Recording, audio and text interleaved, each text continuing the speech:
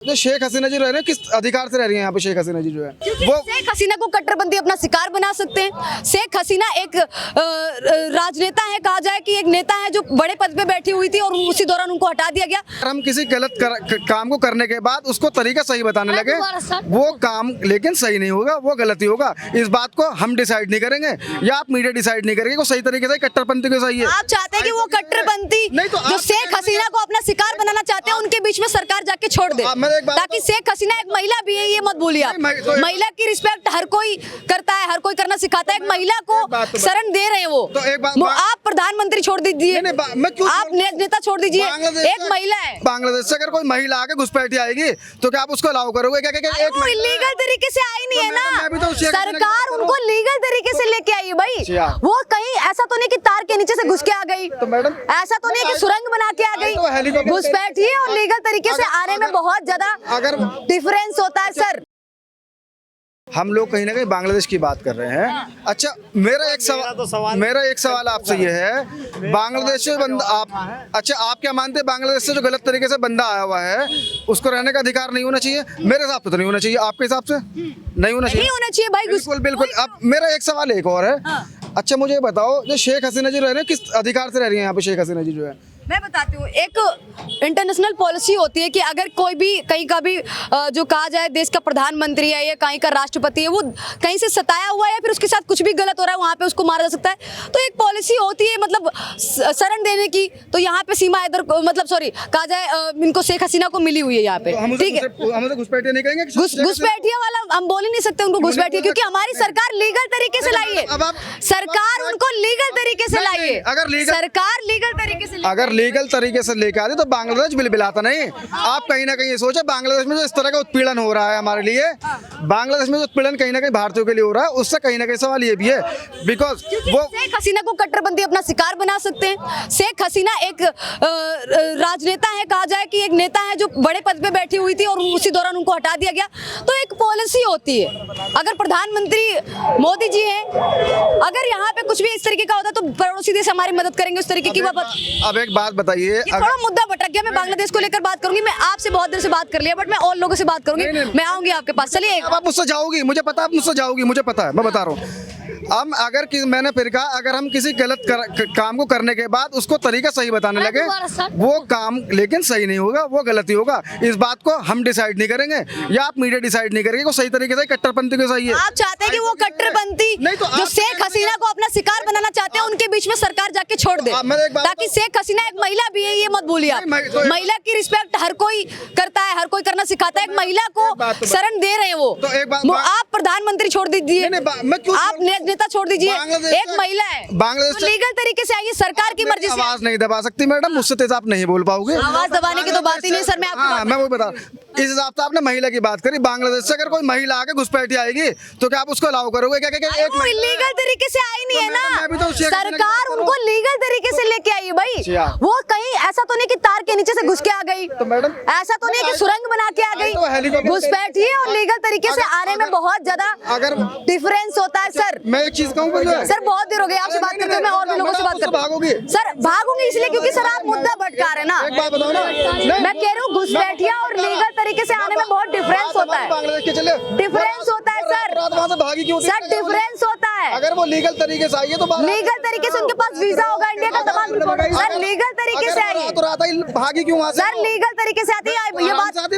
अरे आराम से रातों रात, क्योंकि वहाँ पे जो कंडीशन थी, जो सिचुएशन थी, उस हिसाब से भागना पड़ा। तो हमें अब आपके पास में वीजा है, आपके साथ में यहाँ पे कुछ गलत होता है, आप रातों रात भाग सकते हैं ना कहीं पे भी। आपको क्या नाम है? मेरा नाम जैद मलिक है। जैद मलिक। जैद मलिक। आप स्कूल जाते हैं, पढ़ाई कर रहे हैं? मैं कॉलेज जाता हूँ। जैद आप कितने साल के हैं? मैं 21। जैद आप क्या कहना चाहेंगे, कहीं पे भी इंसानियत का कत्ल हो तो उसका विरोध सभी लोग करते हैं, चाहे हमारे देश के हो, तमाम लोग हैं उसका विरोध करते हैं। अब देखिए बांग्लादेश में जो भी हिंदुओं को मारा जा रहा है, काटा जा रहा है, उनके साथ में जो चीज़ें की जा रही हैं अलग अलग तरीके से, उनको पहले मारा जा रहा है, फिर आग में जलाया जा रहा है, तो इन घटनाओं को लेकर आप क्या कुछ कहना चाहेंगे? जी नहीं, हमें भी बुरा लगता है, कहीं भी देश में माइनॉरिटीज़ के साथ ऐसा होता है तो ये तो गलत है ही। और ज़्यादातर देखा जाए तो हर जगह हो ही रहा है इस टाइम।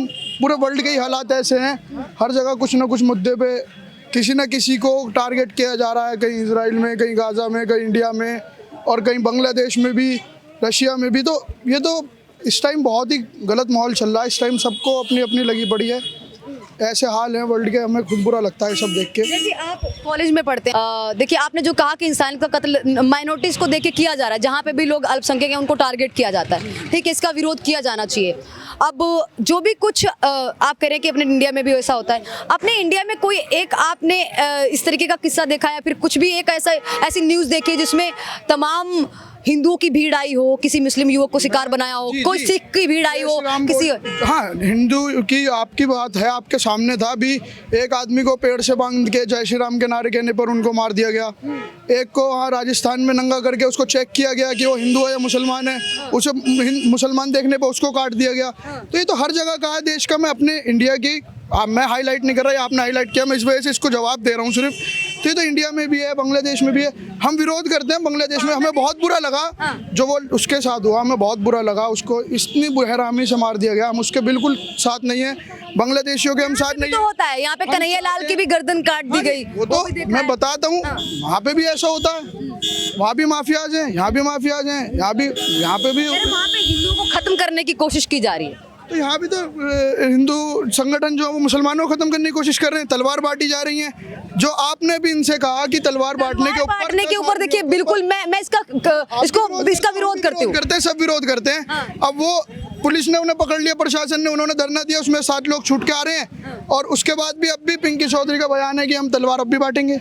हमारे देश के भी बहुत से हिंदू संगठन के लोग सिर्फ यही कहते हैं कि हमें इस्लाम को इंडिया से खत्म करना है। कौन कहता है, कैसी बात कर रहे हैं यहाँ पे? अभी प्रूफ दिखा दूंगा, ये एक स्टेटमेंट दिखा, अभी स्टेटमेंट दिखा दूंगा। जो भी कुछ बांग्लादेश में हो रहा है, आप देख रहे हैं कि बांग्लादेश में जो भारी मात्रा में जिस तरीके से जो कट्टरपंथी है वो कहीं ना कहीं वहाँ पे हिंदुओं को भगा रहे हैं, उनको खत्म करना चाहते हैं। यहाँ पे वही मैं बोल रही हूँ, एक किस्सा ऐसा दिखा दीजिए कि किसी भारी भीड़ में हिंदू हजारों की भीड़ में गए हों और किसी मुस्लिम युवक के साथ, क्योंकि मैंने ये नहीं देखा है। अभी आपके सामने बताया, पेड़ से बांध कर एक आदमी को जय श्री राम के नारे लगाने के ऊपर मार दिया गया। खबर भी मुझे दिखा दीजिए, खबर भी मुझे, ये भी मैं आपको दिखाऊंगा। बहुत बड़ा एग्जांपल है, कांवड़ यात्रा में कितने सारे होते हैं, आपने देखते हैं कितने कार पलटे हैं कांवड़ियों ने, जो है तो कन्हैया लाल को मारा गया, कन्हैया लाल को उनकी गर्दन काट दी गई।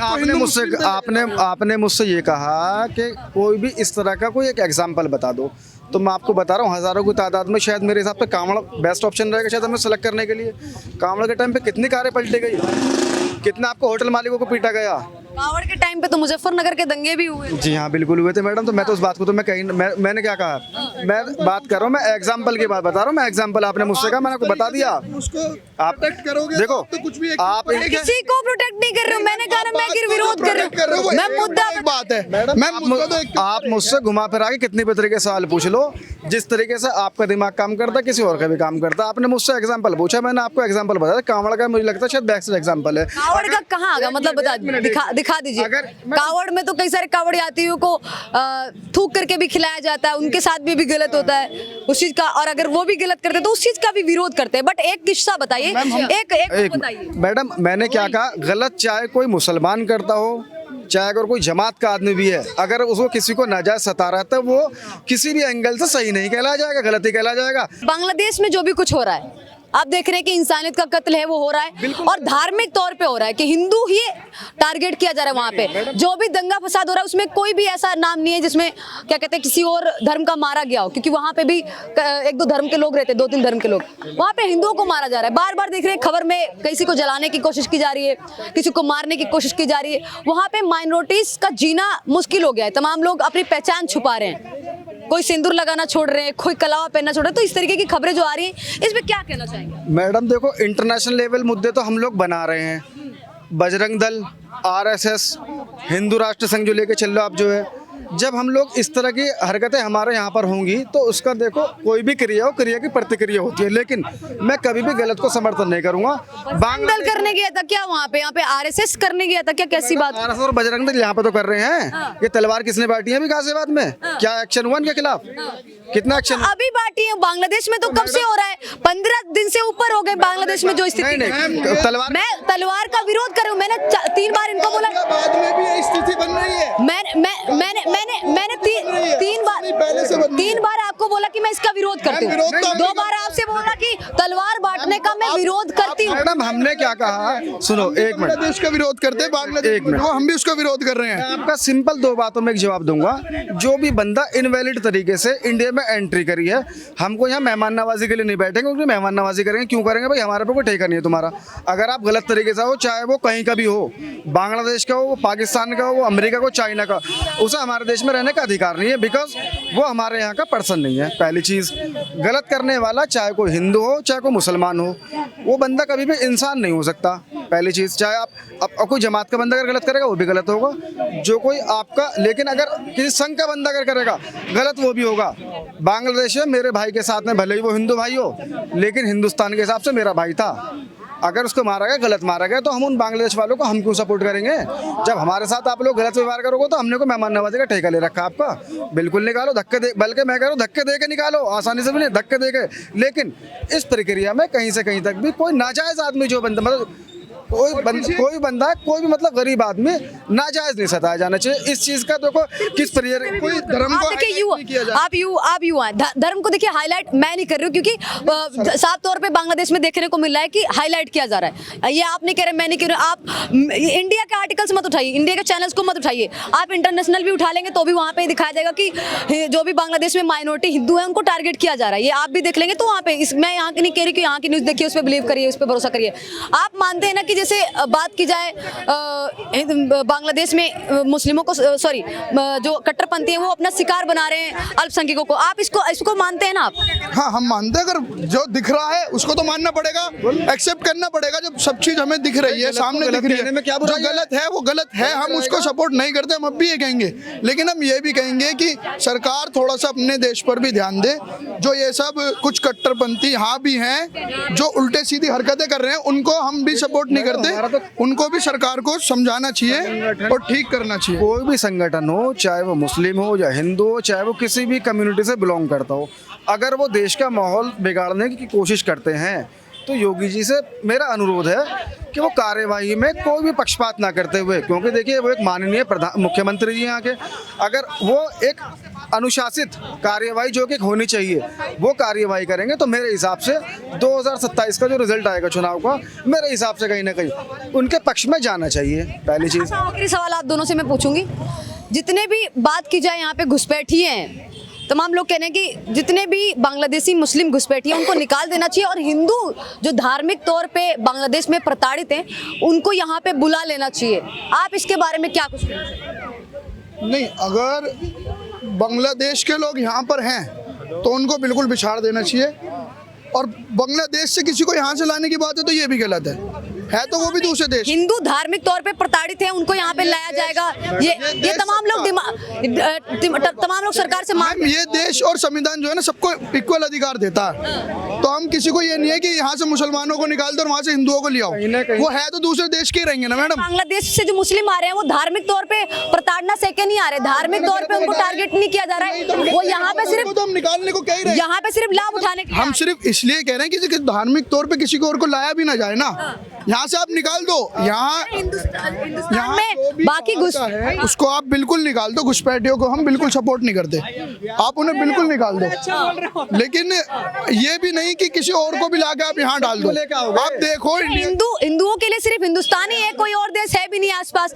तो कह रहे जो भी धार्मिक तौर पे प्रताड़ित है यहाँ पे बुला। श्रीलंका में भी हिंदू हैं और आपके पाकिस्तान में, नेपाल हिंदू राष्ट्र है, तो बताइए ऐसा तो कुछ नहीं है, नेपाल भी ले सकता है। मैंने अभी एक बात, आप अपने देश को संभालो, जो देश में हैं, जो देश में घुसपैठिए उनको बाहर निकाल दो, बाहर से कोई नए घुसपैठिए लाने की कोशिश ना की जाए, हमारा सजेशन ये है। जो हिंदू है जो वहाँ पे धार्मिक तौर पे प्रताड़ित है उनको नहीं लेके नहीं कह रहे, हम हाईलाइट हिंदू नहीं कर रहे, हम ये कह रहे हैं जो हमारे देश में घुसपैठिए उनको निकाल दो, बाहर से किसी को मत लाओ, बात खत्म। ना हिंदू की बात की ना देश का मुद्दा क्या है, मुद्दा क्या है, सबसे बड़ा मुद्दा बताओ आप। और मैं तो बांग्लादेश को लेकर बात कर रही हूँ, बांग्लादेश में भारत के टुकड़े बांग्लादेश में भारत के टुकड़े करने के नारे लग रहे हैं, इसी वजह से हो रहे हैं। कह रहे 7 सिस्टर्स, आपने अगर पढ़ा हो तो 7 सिस्टर्स को चैनल बंद हो जाए, बांग्लादेश में शामिल करके ग्रेटर बांग्लादेश बना पाएगा बांग्लादेश, लग रहा है बांग्लादेश हिंदुस्तान के टुकड़े करने की बात कर रहे हैं। रुक जाइए, आपसे बात करूंगी। अगर टुकड़े कर सकता है तो घर का अपना आदमी कर सकता है, बाहर का कोई आगे हमारे घर के टुकड़े नहीं कर सकता। अंदर का भी करेगा क्या टुकड़े? तो यही तो बात है मैम, अगर कर सकता टुकड़े करने का तो हमारी बीएसएफ ने कौन सा चूड़े पहन रखी है क्या? हमने कौन सा सिक्योरिटी, हमारे इंडिया की सिक्योरिटी नहीं है क्या?